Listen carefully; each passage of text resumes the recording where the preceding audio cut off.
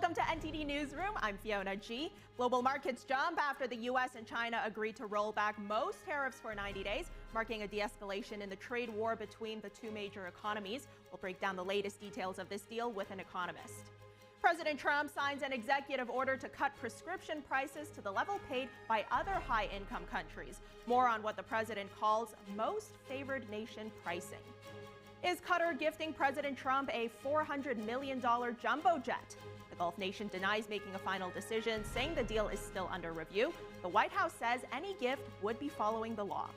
Hamas terrorists have released Israeli-American hostage Adnan Alexander. He had been held hostage for more than 19 months in the Gaza Strip.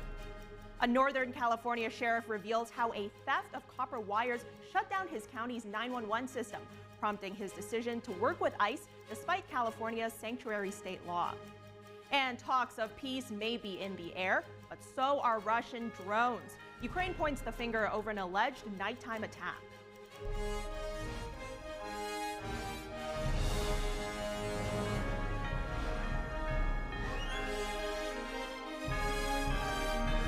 This is NTD Newsroom, live from our global headquarters in New York City. U.S. and Chinese officials say they have reached a deal to roll back most of their recent tariffs for 90 days. Now, according to a joint statement, U.S. tariffs on Chinese imports will be cut to 30%, down from 145%. China, in turn, will then lower its tariffs from 125% down to 10%. The two sides also agreed to keep talking to resolve their trade disputes. Global technology and chip stocks rose sharply after the announcement earlier today. Here are those details. The US and China have agreed a deal to slash reciprocal tariffs for now. US Treasury Secretary Scott Bessent said Monday the two sides had agreed on a 90-day pause following talks in Switzerland. Both sides on the reciprocal tariffs will move their tariffs down 115%. We had very robust discussions. Both sides showed great respect. Monday's announcement comes as the world's two biggest economies look to end a trade war. The fallout has hit the global outlook and put financial markets on edge. The consensus from both delegations this weekend is neither side wants a decoupling. And what had occurred with these very high tariffs, as Ambassador Greer said, was the equivalent of an embargo, and neither side wants that. We do want trade. We want more balanced trade. The meetings in Geneva were the first face-to-face interactions between senior US and Chinese economic officials since Donald Trump returned to power. The president has hiked the tariffs paid by US importers for goods from China to 145%. China hit back by putting export curbs on some rare earth elements vital for US manufacturers of weapons and electronic consumer goods. Beijing also raised tariffs on US goods to 125%. The tariff dispute brought nearly $600 billion in two-way trade to a standstill. Wall Street stock futures climbed and the dollar firmed against safe haven peers on Monday. Market watchers hope the talks mean a global recession might be avoided. White House Economic Council Director Kevin Hassett commented on the trade deal with China. Take a listen. We actually have a fresh start with China. That's the way to think about these negotiations, that we've come in with these reciprocal tariffs. We've described the non-tariff barriers and tariffs that disadvantage American workers, and folks are coming to the table, and it's really stunning how quickly they're moving and how dramatic the changes are. This is obviously 2 days' work, and there's 90 days more work to do to make sure that we land the plane. But, you know, the plane is right there over the runway. I don't think that there's much hope of people who think that this is going to go back. This is absolutely a sound deal. Before departing the White House for a 4-day trip to the Middle East, President Trump signs an executive order that seeks to lower drug prices in the U.S. by pressing other countries to pay more. He's also touting the latest ease of trade tensions between the U.S. and China. So now we've got live in studio NTD's White House correspondent Iris Tao. Iris, great to see you in the studio. Good to be here. All right, tell us more about this order about these drugs. Sure. So before departing the White House this morning, President Trump announced that he's signing this executive order to lower prescription drug prices inside the U.S. by up to, he says, 80%. And the way how it works is essentially that he wants other nations to pay more for what the drug companies are calling their cost for research and development costs. And President Trump says that that's to equalize the situation and ensure that U.S. Payers here can pay less for the same drugs that they're using for these drug companies. And here's what he said about it. Watch. Starting today, the United States will no longer subsidize the health care of foreign countries, which is what we were doing. We're subsidizing others' health care. Countries where they paid a small fraction of what for the same drug that what we pay many, many times more for, and will no longer tolerate profiteering and price gouging. And of course, now the big question is if these drug makers will comply with administration's directive. And Trump says that he expects them to voluntarily comply with the directive and lower their prices for Americans. But if they don't, the administration might actually launch investigations into these drug makers. And for those nations who Trump alleges that are actually pressuring these drug companies to give them lower prices, Trump says he might use economic tools like tariffs to pressure these countries that you have to pay more for these drugs because now we want to shoulder less. And you should shoulder your fair share. Meanwhile, it's going to likely face opposition, though, from the big pharma industry. As we know that during Trump's first administration, he also tried to do something similar through a trial program, but that was actually eventually almost struck down during a court legal challenge and ultimately rescinded by the Biden administration. So it's ultimately still remaining to be seen if this new directive, this new executive order will actually implement the changes that the Trump administration wants to achieve. Yeah, well, making healthcare more affordable was part of President Trump's whole campaign trail promise. But I think another really big part of today's talks and really the weekend was this U.S.-China trade deal.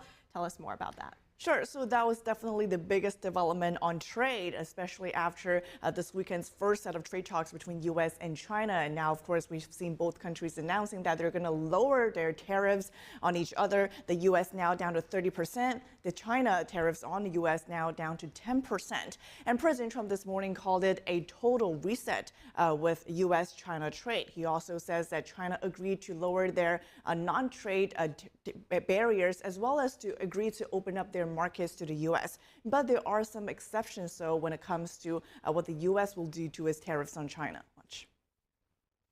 In addition, yesterday we achieved a total reset with China. Both sides now agreed to reduce the tariffs imposed after April 2nd to 10%. Well, that doesn't include the tariffs that are already on, that are our tariffs, and it doesn't include tariffs on cars, steel, aluminum. And President Trump reiterates that he thinks that China needs the U.S. very badly and that he will potentially talk to China's Xi Jinping later this week. And meanwhile, it comes, though, as talks are still ongoing. Remember, this is not a finalized trade deal. This is only an initial step to further negotiations and discussions for a more long-term deal. So Trump says that might actually take a while to be finalized, especially on paper. And he says that if ultimately a no deal is reached, U.S. tariffs on China might actually go up substantially, definitely more than the 30% we're seeing for the next 90 days. Yeah, as you said, this is still very preliminary. We'll have to keep an eye on see what happens next in these trade talks. My goodness, Iris. Meanwhile, the president, he's also on his way to the Middle East. Now, this is the first major international trip he's making in the second term. Right. It was actually supposed to be his first foreign trip as his now second term as president. But of course, he traveled to Rome first for the funeral of the Pope. And now he's actually now finally traveling to the Middle East, visiting first, of course, we know to Saudi Arabia and then Qatar, then the UAE. And the main focus of his trip this time will be economic ties. He's seeking to get these countries to invest more in the U.S. Actually, just recently, we have already seen, for example, some countries there adding their investments in the U.S. to strengthen the economic ties between these countries. Meanwhile, there's also a controversy surrounding this trip, which we have seen all over news today, which is that Trump announces that he is going to accept this luxury jet from a royal family of Qatar. And that's going to replace the Air Force One that Trump, of course, other presidents have been using for the past 40 years. One that Trump has been complaining for a while that is too old, is not good enough for the U.S. president. And while the media or some critics say that this is violating different codes, different customs, but Trump says that he would be stupid not to take this free gift. Watch.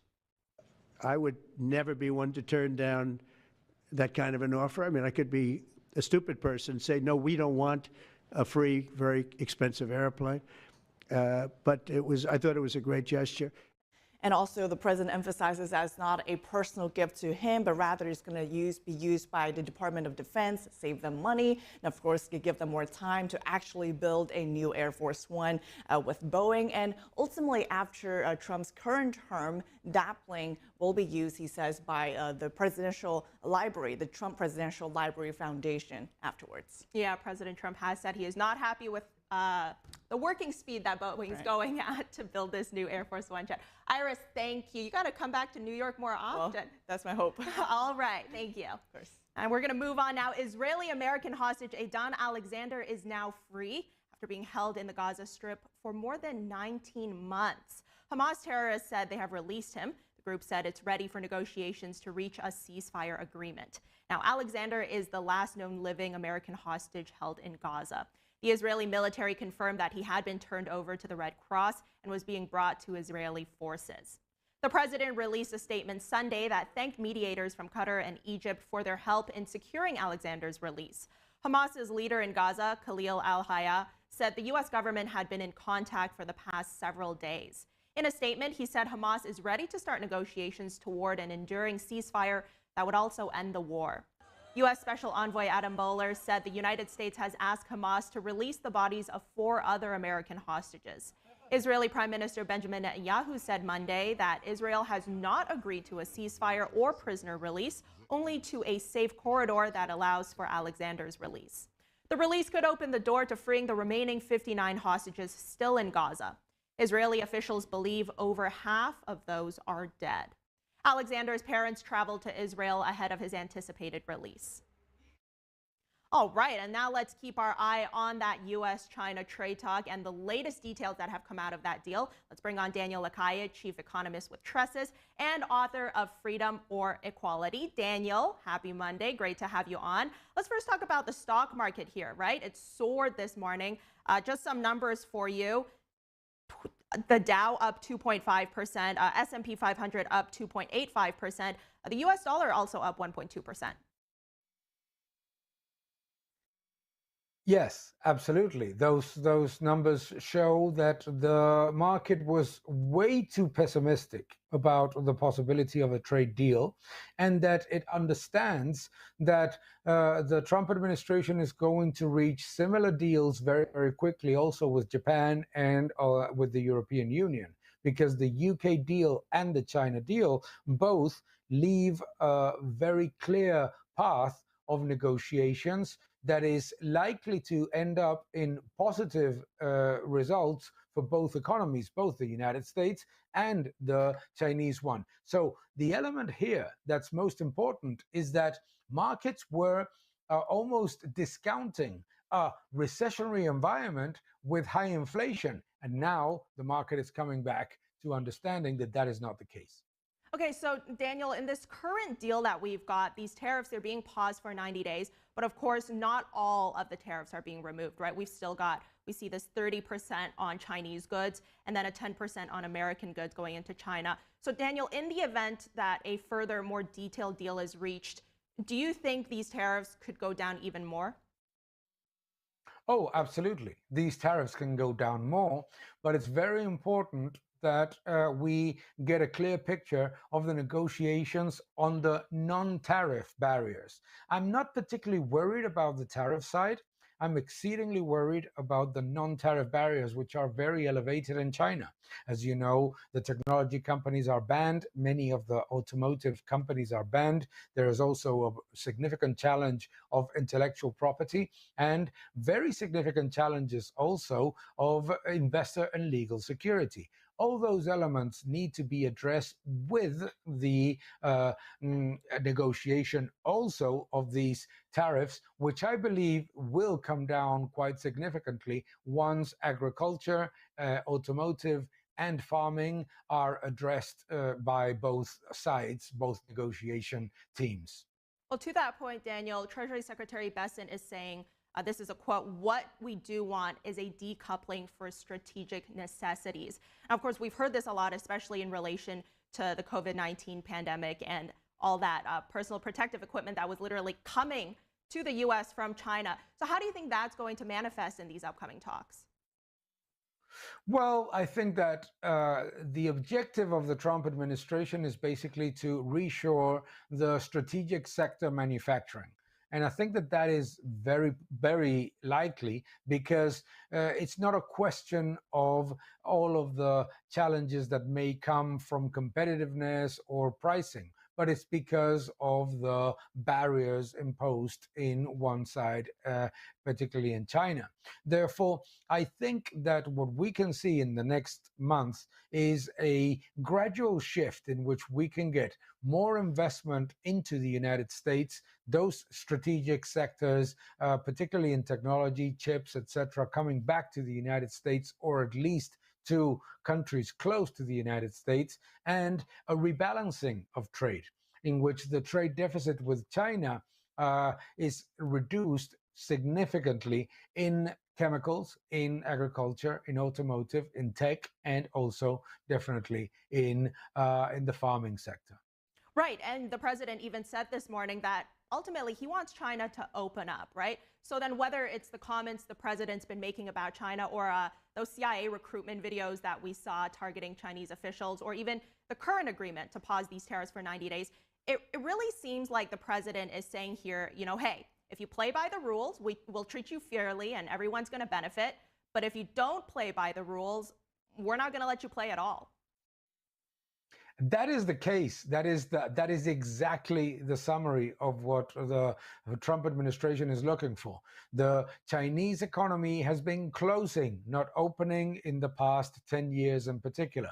The elements of non-tariff barriers are so elevated that they are similar to those of a third world nation. And obviously China is not a third world nation. And the tariff barriers are also very elevated. There's a lot of things that need to change in terms of intellectual property, as I said before, in terms of access to technology and access to the legal and investor security that we're used all over the world.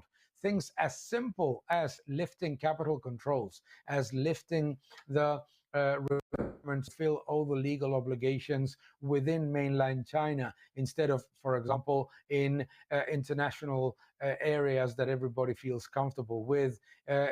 All those elements are very, very significant, and they will be addressed in future negotiations. Right, and President Trump is also saying that he might be speaking with the Chinese regime leader at the end of this week. Here's a quote actually from the fact sheet from the White House that was published this morning. The United States and China will take aggressive actions to stem the flow of fentanyl and other precursors from China to illicit drug producers in North America. My final question to you here, Daniel, what would Trump do if China ends up not being able to keep its promise, whether it be to open its market or control fentanyl? Let me start by saying that I find it very, very difficult that China does not comply with it, because we've already seen exports to the United States falling dramatically by more than 25%. And the Chinese economy is not in a situation in which it can afford to say to the United States, we don't want to trade with you. But what would happen? There would be obviously measures that would immediately impose higher tariffs as those compliance levels fall, i.e., if there is obviously going to be an audit of these negotiations, there is going to be an audit of the compliance, and there will be punitive measures. There will be punitive measures in which the Trump administration can use both legal and tariff weapons in order to bring back China to opening the economy. But I think that ultimately China doesn't have another option. There was a view globally that China would sell the things that they sell to the United States elsewhere. We know now, with all the information that we've had from these months, that that is not the case. Yeah, and the president keeps saying if you just open up your market, it's going to be better for everyone. Daniel Lakai, thanks for joining us. Absolutely. Thank you so much.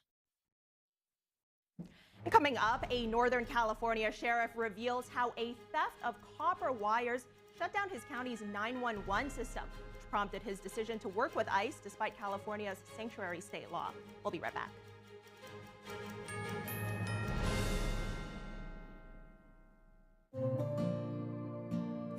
Imagine a coffee that cares for your health. Expertly fermented with a 50 enzyme complex to enhance flavor and remove bitterness. Small batch roasted to a decadent medium dark, resulting in a brew that is gentle on digestion, low acid, and up to 90% less caffeine than regular coffee.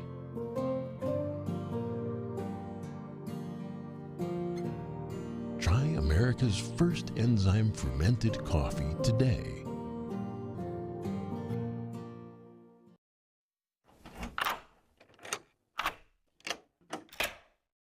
I'm Jonathan Lawson.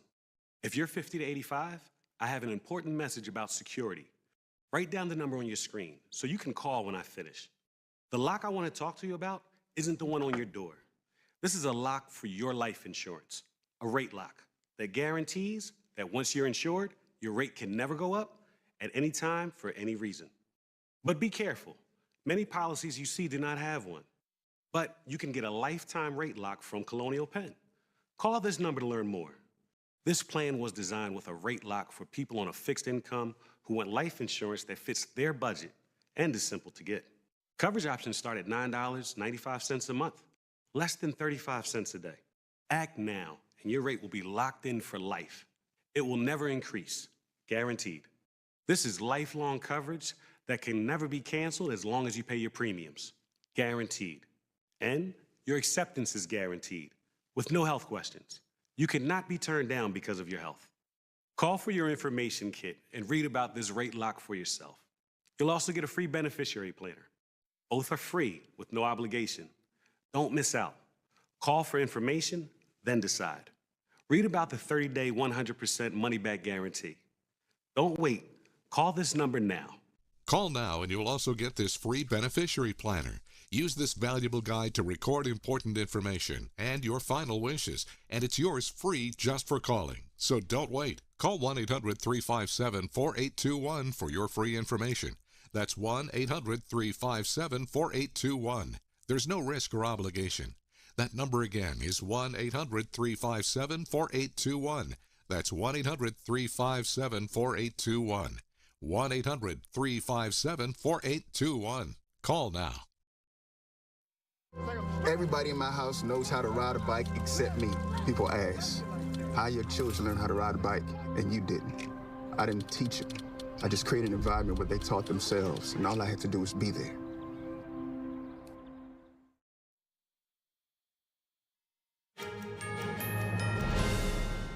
Welcome back. Republicans in Congress are expected to advance elements of a sweeping budget package this week. Many details are still being negotiated. Now, it would build on tax cuts passed during President Trump's first term that are due to expire this year. Other spending cuts would total $912 billion over the coming decade. Up to this point, the proposal does not include President Trump's suggestion to raise the tax rate on the wealthiest Americans. It also does not include Trump's promises to discontinue taxes on tips, overtime pay, and Social Security retirement benefits. House Speaker Mike Johnson said he wants the House to pass the bill before Memorial Day. Treasury Secretary Scott Bessent has urged lawmakers to raise the government's debt ceiling by mid-July in order to avoid a default. The Trump administration has fired the nation's top copyright official, Shira Perlmutter. The move comes days after laying off the head of the Library of Congress, which oversees the Copyright Office. The office said in a statement yesterday that Perlmutter received an email from the White House. It said her position was terminated effective immediately.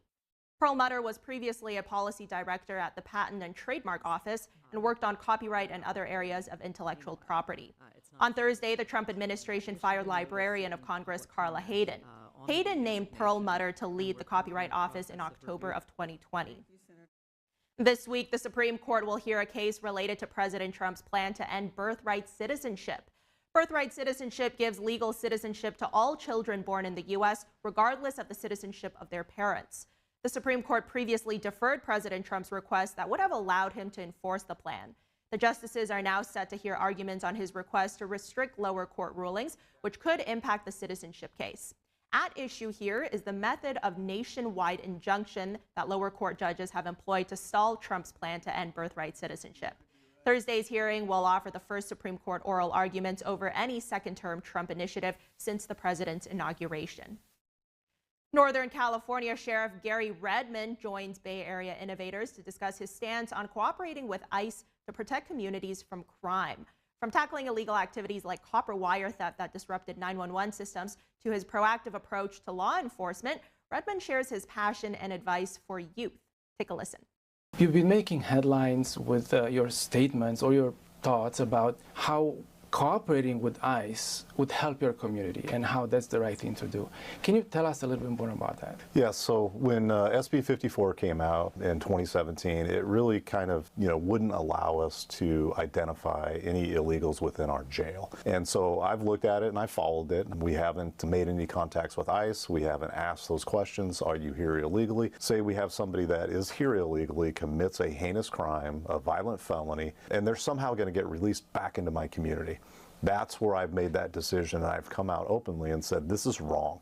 We've had too many incidences over the years, too many people either murdered or raped because of an illegal who was released back in the community and now goes out and commits this act. If they, get arrested for, let's say, rape, and they're not wanted by Homeland Security, they're allowed to bail. People are allowed to bail. That is an actual right. So if you're part of our cartel and they've got money and they're going to come bring money to bail you out and you haven't gone to court, well, SB 54 says I can't do anything. And that's where I'm coming in saying absolutely I will contact ICE if I believe this person is here illegally. And then ICE can make that determination on what they're going to do. Is there any examples you can talk about, something that happened along these lines? We had somebody last year, it was actually a group out of Stockton, and they are here illegally. They admitted, well, they were going around stealing throughout San Joaquin in my county copper wire and cutting down AT&T lines. Well, what happened is they took my entire 911 system, all of my communications for 24 hours down. And we had 2 incidents where this occurred. So it was a huge impact on public safety. I had to put dispatchers over to another county. We had to transfer calls, but we were dropping 911 calls. But that's that public safety risk that doesn't fall within SB 54 that had such a huge impact. He was convicted of crimes. They don't fall within the SB 54. So he's still in my facility. And at some point, he is going to get released. And when he does, I'm going to let ICE know this is when he's getting released. Tell us more about your passion. What drives your passion of law enforcement? I hear like young law enforcement or when they're interviewing, they're like, I want to help people. I want to help people. I get that, but you really don't know what you're talking about until you get into this career. Because the way we help people is we go out and we take bad people off the streets. We arrest bad people. So in my shift, there could be nothing going on, but I'm out there kicking over rocks. I'm checking every place that I can possibly think of to where I know people are going to hang out, do narcotics or steal stuff. And I'm proactively making car stops. And it doesn't mean you're writing tickets all day, because even when I make a lot of car stops, which I still do, I rarely write a ticket. It's usually education at that point. Not everybody is a bad person. People just make some very poor choices. And sometimes it's just getting them to recognize this was a very, very poor choice. There are consequences. Please tell us any advice you have for young kids these days. What I've always told them, and I told my daughters the same thing, you never know where you're going to end up. When I was 18, I didn't know I was going to be here. So it's making those choices in life with that in the back of your mind that some of those choices could close a lot of doors. Every choice has a consequence. There are consequences, believe it or not, still today. Please be mindful of that, because you never know where you're going to end up, and you want as many doors open in life as possible. And this may be a path that you're never going to take. But in law enforcement, we're extremely selective. We're picky for a reason. We have to be. None of us want bad apples. None of us want bad actors. And as sheriff, I have fired 3 people. We're talking tenured over, 2 of them had over 20 years. Unfortunately, some of those bad actors do get through. And so that's my message to young people, is think about that. Every action does have a consequence. And if you're interested in that story, you can watch the full epoch.com on epochtv.com. Moving on now, the Department of Education and the Department of Justice recently announced the launch of a Title IX Special Investigations Team known as CIT. It aims to protect students and especially female athletes from what officials call the pernicious effects of gender ideology in schools. NTD's Daniel Monahan spoke with the founder of a parents group about why it believes the move is so important. In a joint statement, the department said the new team will streamline investigations and allow for rapid, consistent enforcement of civil rights laws protecting women and girls. Attorney General Pam Bondi emphasized. This is about sports. This is also about these young women's personal safety. I've met many of these women throughout the past weeks and months, and what they have been through is horrific. Education Secretary Linda McMahon says there's a new sheriff in town. We take the violations of women's civil rights very seriously. Sherry Few, founder of United States Parents Involved in Education, or USPI, says the announcement marks a major victory for parents and students. Few says the Biden administration's Title IX changes were a dangerous distortion of the law. The Title IX law has been in place for more than 50 years. It was instituted in an effort to ensure that women had a level playing field when it came to sports and had the same opportunities as men do. Few says left-leaning states like Washington and California are ignoring federal protections for female students, creating an urgent need for this new task force. I've spoken with several school board members and a gentleman who runs an organization called the Washington Parents Network, and they are working together, several of these school boards and these parents, and have filed complaints with Title IX. But these complaints are being backlogged. She warns that many schools are hiding gender transitions from parents and simply rebranding controversial policies like DEI. They're calling it a different name. In many states, it's family and community engagement, which is such a stretch from DEI. But that's what they do. They rebrand things, but under a different name, and thereby they're effective in not complying with these orders. Few urges parents to stay vigilant and in some cases consider pulling their children out of public schools altogether. The best way to protect your children is to get them out of government schools. We recommend homeschooling. We think it's the best option for children. Few also hosts a new podcast exposing what she calls the indoctrination happening in classrooms, covering issues from what she calls the rewriting of American history to the sexualization of young children. For more on Sherry Few's work and updates on the Title IX Special Investigations Team, visit uspie.org. Daniel Monahan, NTD News. More airport trouble in New Jersey. Newark International Airport experienced another air traffic equipment outage yesterday. The problems caused the FAA to issue a temporary ground stop for all flights bound for the airport. Transportation Secretary Sean Duffy says he plans to reduce the number of flights in and out of the airport for the next several weeks as it struggles with radar outages and other issues. This speaking on NBC's Meet the Press. This is a system that's 25 at best, sometimes 50 years old. The Congress and the country haven't paid attention to it, right? They expect it to work. And so now I think the lights are blinking, the sirens are turning, and they're saying, listen, we have to fix this because what you see in Newark is going to happen in other places across the country. It has to be fixed. And so what we're having is some telecom issues, but we're also having some glitches in our software. As the information comes in, it's overloading some of our lines and the system goes down. Duffy said he will meet this week with all major carriers flying through Newark. He said the number of flight cutbacks would fluctuate by time of day. Most cuts will target afternoon hours when international arrivals make the airport busier. Separately, hundreds of flights were delayed yesterday at Atlanta International Airport because of a runway equipment issue. The Trump administration recently proposed a multi-billion-dollar overhaul of the air traffic control system. It would include 6 new air traffic control centers and technology and communications upgrades at all air traffic facilities. When we come back, talks of peace may be in the air, but so are Russian drones. Ukraine is pointing the finger over an alleged nighttime attack. Stay tuned.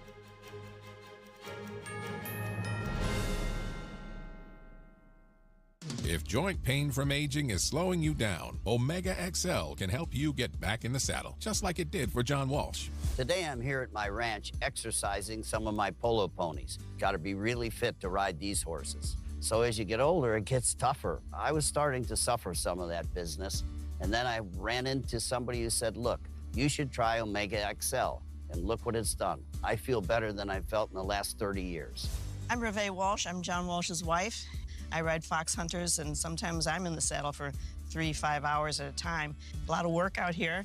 I wouldn't have been able to do this. Muck a stall, throw hay, do all the things that needs to be done on a ranch a couple years ago. But Omega XL gave me the ability to get back in the saddle. It works great. Once you try it, you don't want to be without it. Makes a huge difference. It does. Take it every single day, and you know, there's a benefit. It's made you a lot nicer to me.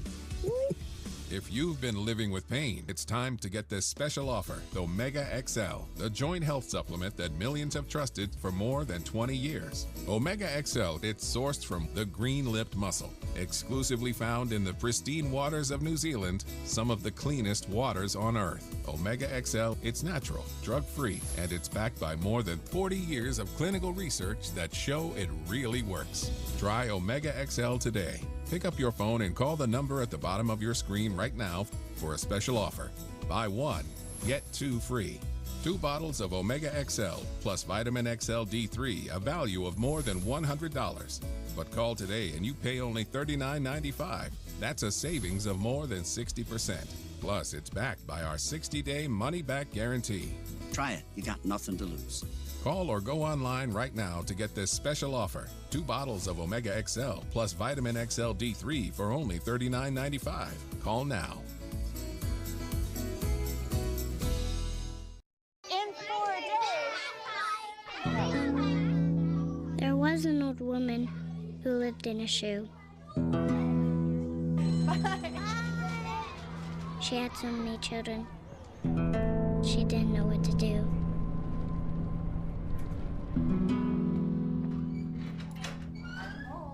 Did you have a good day at school? She gave them some broth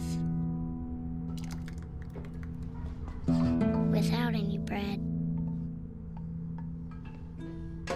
There you go.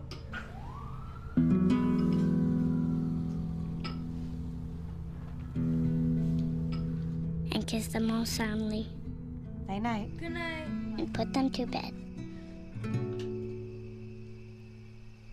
Hunger is a story we can end. End it at feedingamerica.org.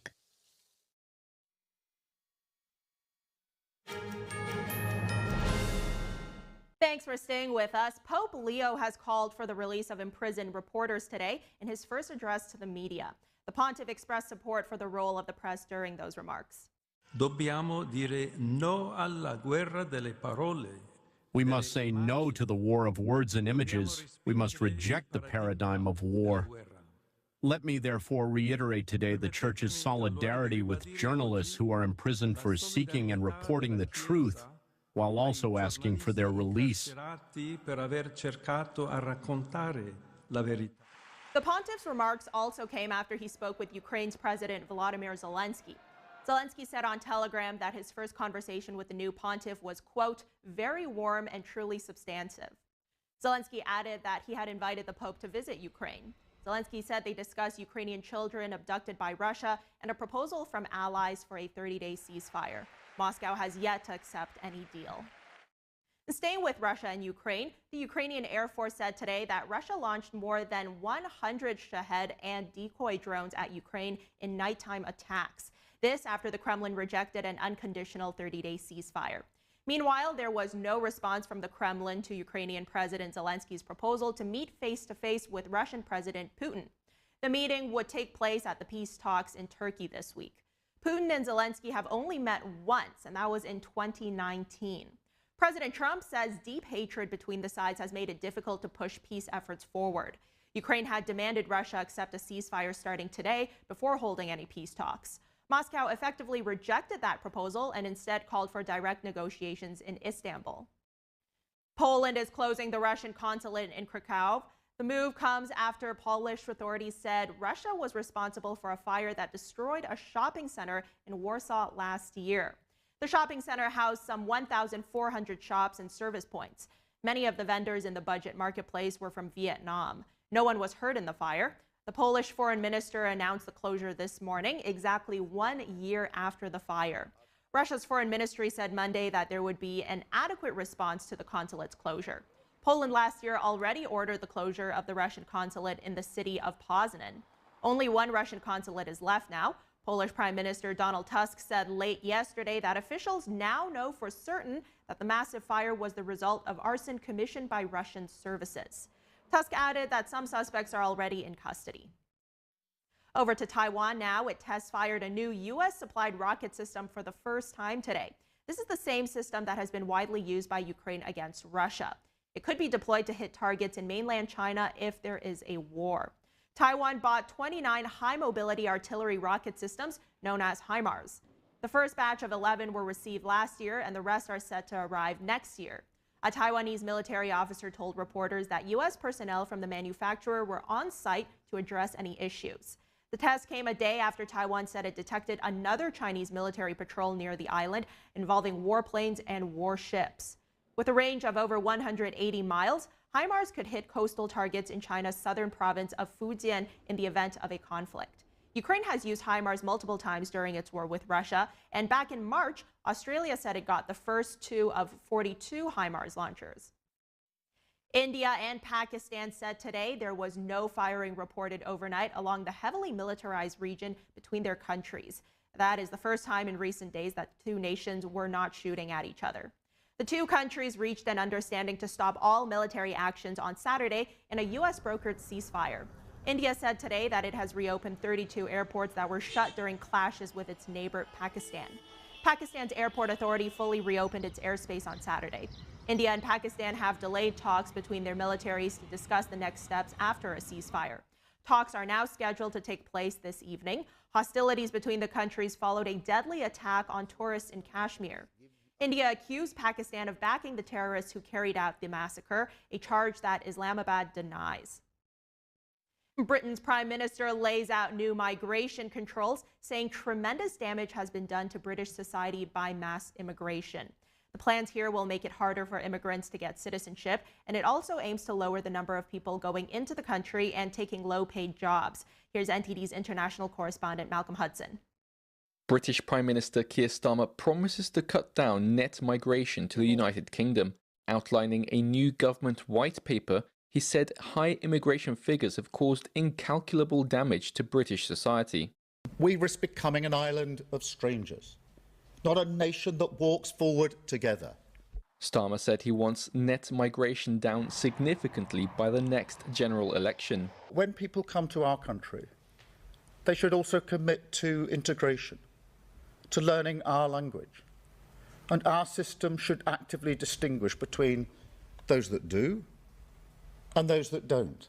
The white paper includes measures such as a 10-year rather than a 5-year wait for migrants to apply for citizenship, a higher required standard of English across all immigration routes, and stricter tests for colleges and universities offering places to foreign students.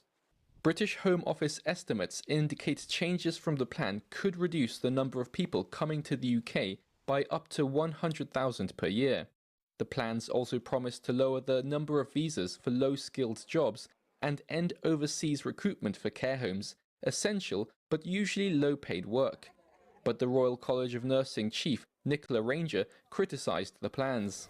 The UK is so reliant on overseas workers, especially in social care, and the government has no plan to grow a domestic workforce. This is all about politics, pandering and scapegoating. She instead said immigrant workers should be allowed to get publicly funded benefits and visa applications should be much cheaper. However, last month, Health Secretary Wes Streeting said the UK must stop plundering foreign countries for doctors. That includes countries like Ghana, Zimbabwe and Nigeria. Streeting promised to do more to train homegrown British medical talent. The government's promise to take back control of the borders comes as the Labour Party battles a surge in support for Reform UK. which recently won a by-election and council seats across England, with policies including a freeze on immigration. Reform Deputy Leader Richard Tice said Starmer's plans do not set a figure for the maximum number of legal immigrants. We at Reform UK are crystal clear. We want net zero immigration. And that's what the British people want, and that's why we did so well, getting, I think, 2.5 times as many votes as the Labour Party at the recent elections. Net migration is how many people enter the country minus the number who leave. It stood at 728,000 in the year to mid-2024, down from the peak of 906,000 during the previous year, though still far higher than the 184,000 who arrived in the same period during 2019, when Britain was still in the European Union. Malcolm Hudson, NTD News. Contenders for South Korea's presidency kicked off their campaigns today. This is a race to determine the successor to former leader Yoon Suk-yeol, who was ousted after briefly declaring martial law. Top of the agenda for any candidate is uniting a fractured country in the wake of Yoon's removal and trying to grow the economy under new U.S. trade policies. The frontrunner is Lee Jae-myung of the Liberal Democratic Party. Lee lost to Yoon in the last election, but is now gaining strong support. Inequality, polarization, and insurrection have driven our society into extreme division and conflict, to the point where a presidential candidate should wear a bulletproof vest at election campaigns. Lee was wearing such a vest on Monday over threats to his safety. He also survived a knife attack last year and has ridden a wave of popular appeal after that incident, as well as standing up to martial law and contesting charges that threaten to disqualify him. Those trials on charges of bribery and others linked to a property scandal have been postponed until after the polls. His party's policy pledges include mending fractured ties with North Korea and forging stronger ties with Europe. Lee's rival is Kim Moon-soo of the right-wing People Power Party. He began his campaign at a Seoul market, eating Korean sausage soup with merchants there and promising to revive small businesses. Standing here at a public wholesale market, I truly feel I need to become the president of the markets, a president for people's livelihoods, a president for the economy. I think I should become a president who brings prosperity to South Korea. Yoon backed Kim on Sunday to fight what he called the giant opposition party, but that's drawn criticism from PPP members who want Yoon kicked out of their party. If elected, Kim has proposed an immediate summit meeting with Trump to negotiate tariffs. Kim has also said he'd explore the possibility of South Korea developing nuclear arms by securing the right to reprocess nuclear fuel, a big step toward building atomic weapons. Coming up next, the Taste of Paris Fair returns to the French capital over the weekend, bringing together chefs and the public in a shared love for fine dining. We'll have that story after this break.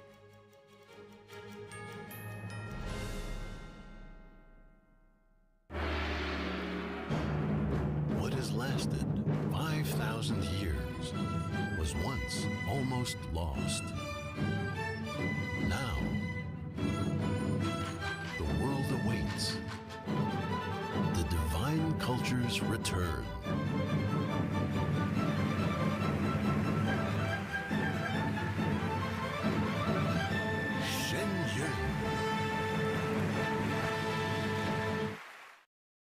Hey, have you heard what's happening at Mathis Home? The Monumental Savings Event is happening right now. Save big on our newest arrivals. We have hundreds of sofas with styles you love at unbeatable prices. Like this one. At just $5.99, you can enjoy this contemporary sofa by Ashley, complete with 5 accent pillows. Just one of over 100 great sofas in stock and ready for you to enjoy tonight with fast and free delivery. So don't miss out on the Monumental Savings Event happening at your furniture superstore, Mathis Home. Stay tuned to get a free month of home warranty protection. Tired of searching for contractors when your home appliances and systems break down, only to leave you stuck with a huge repair bill and shoddy repairs? Plumbing, heating, air conditioning, and appliance breakdowns could cost thousands. Hi, I'm Ty Pennington, here for Choice Home Warranty. They protect my home from expensive repairs, and they can do the same for you. No matter if it's your refrigerator, plumbing, or more than 20 other home systems and appliances, Choice Home Warranty has saved millions of homeowners a whole lot of money. For a low monthly fee, you get their nationwide network of trusted local technicians with plans that cover repairs and replacements done quickly and the right way. I would recommend anyone who is listening to this to call Choice Home Warranty up. It eliminates anxiety, frustration, and it saves you money. Don't let an appliance or home system break the bank, leaving you stressed. Call Choice Home Warranty before that happens and get your first month free. Plus, call in the next 5 minutes and we'll give you free limited roof leak coverage. That's a $70 value, free. Just call now. No more headaches searching for technicians. No more budget-breaking chaos. Just a peace of mind of having Choice Home Warranty at your service. I trust Choice Home Warranty with my home, and you should too. Year after year, Choice Home Warranty is recognized as the nation's top home warranty and has thousands of 5-star reviews from real homeowners. Experience real budget protection and call Choice Home Warranty now. Stop throwing money down the toilet chasing contractors. Call Choice Home Warranty now and save big with their special offer of your first month free and free limited roof coverage. Don't wait another minute. Call now. Call Choice Home Warranty for your free personalized quote and to get your first month free. Call in the next 5 minutes, and as our special offer, you'll receive free limited roof coverage. That's over $100 in savings. This offer won't last long. Call now to lock in your rate and save big. Call 800-216-9114, 800-216-9114.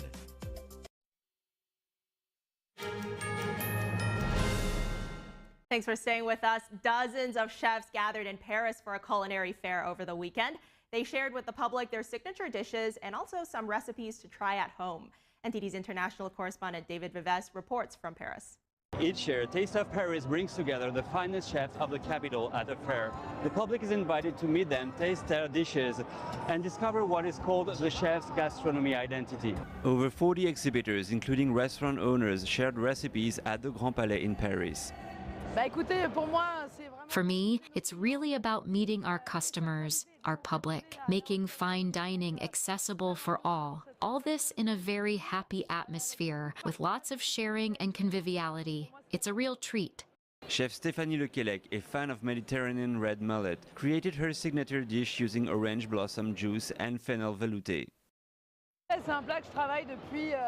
Rouget is a dish I've worked on for over 15 years. Always evolving. Red mullet is a very special fish that's quite distinctive, that has a lot of taste, a lot of character. Chef Michael Méziane served miso-marinated salmon with black radish and Swedish caviar. The R&D with this one involved about 20 trials. We modified the miso paste consistency, we changed the chilling time, how to marinate it well with the alcohol. Now it's something we cook very often or during events because so many people love it. Pastry chef Geoffrey Cagne created his own take on an orange croissant and a sweet pie inspired by Italian pizza. We have something that looks like a margarita but is actually a dessert. It's made with brioche, pistachios, pistachio praline, strawberry puree, basil confit, tiny basil sprouts, and grated white chocolate. The fair also featured cooking lessons for visitors interested in trying new recipes at home. For some participants, the Chinese dumpling recipe proved challenging, with over 15 ingredients. It goes very fast, and it's very difficult to keep up with everything and to coordinate with my daughters. If we manage, we'll try again at home. This marks the first time the fair has returned to the Grand Palais since its restoration. David Vives, NTD News, Paris. Practitioners of the spiritual practice Falun Dafa paraded through London over the weekend to celebrate World Falun Dafa Day. Here's NTD's international correspondent Malcolm Hudson, who was there and sent us this report. A parade in London celebrating World Falun Dafa Day. Now, Falun Dafa is a spiritual practice guided by the principles of truthfulness, compassion and tolerance, and practiced freely by millions of people across the entire world. But while today is a day of celebration, the parade also highlights a persecution ongoing in China. Falun Dafa, which is also known as Falun Gong, is a comprehensive mind-body practice for moral improvement. It was first publicly taught in China on May 13, 1992, and soon became very popular, with estimates of 70 to 100 million people practicing it. This year's World Falun Dafa Day celebrates the 33rd anniversary of its public introduction. and is a show of gratitude for the positive changes practitioners have experienced. I mean, I started practicing Falun Dafa by doing the exercises and was really hooked on those because it released tension in my shoulders and back that I'd had for years.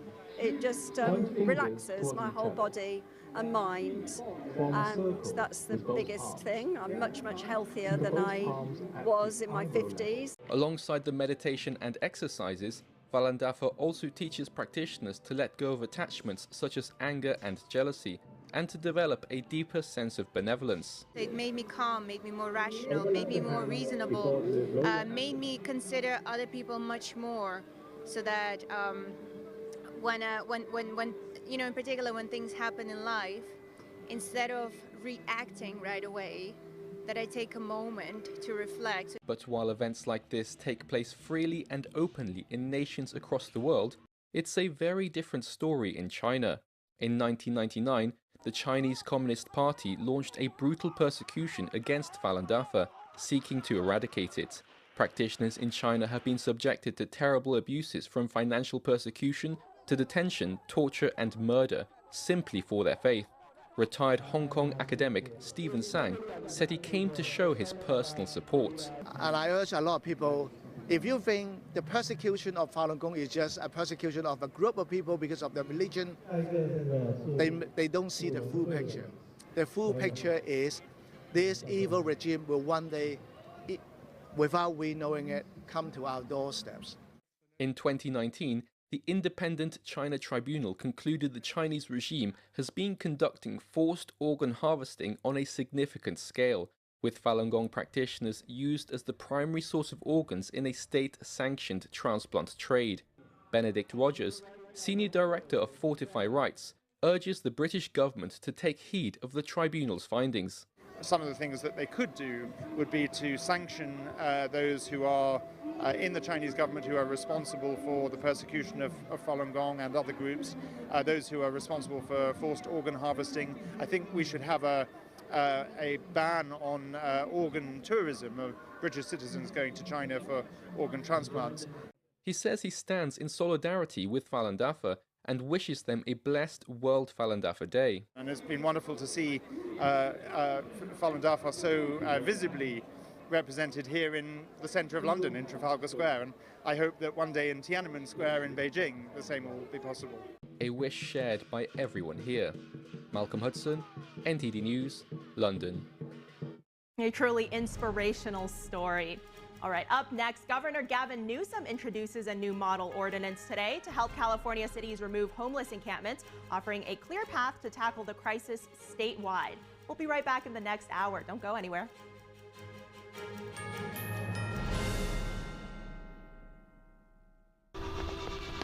Being a cowboy, I don't know anything different from when I was 3 or 4 years old. I did tough things. I thought everybody needed to do tough things, and if you didn't, I didn't have time for it. I had a very successful career at a very young age, and life was fast. I was preparing physically. I wasn't doing anything mentally on the inside. And then I got hurt. I wanted to be better as a person, and I really dug into mental health. I start my day with 20-minute workouts. I live life 8 seconds at a time. Horses are so therapeutic. They know what you're feeling. When you're nervous, they're nervous. You won't say it back, but we're pals. I take a lot of responsibility in taking care of my kids, my family, and being there for them. You're gonna have tough days. Everybody does.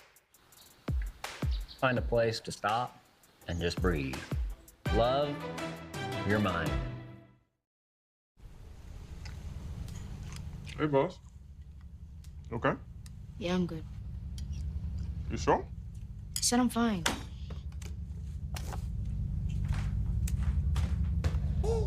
Since I was little, it was only like me and my parents. You think you created family out of characters? Yeah, of course. I'm gonna take that and make it into a song.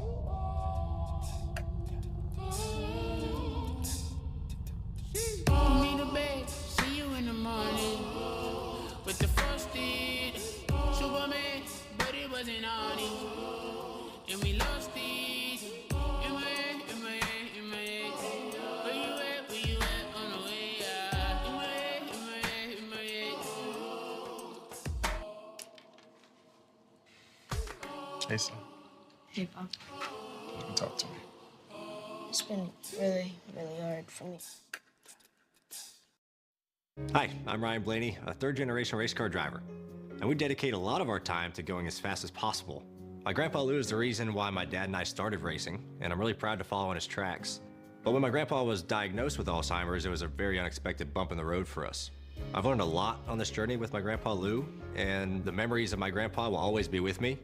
And in our family, we're used to getting involved, and I encourage you to do the same, especially when it comes to caring for your loved ones. When I think about Alzheimer's and the impact it had on my family, I recognize that losing a race isn't such a bad day after all.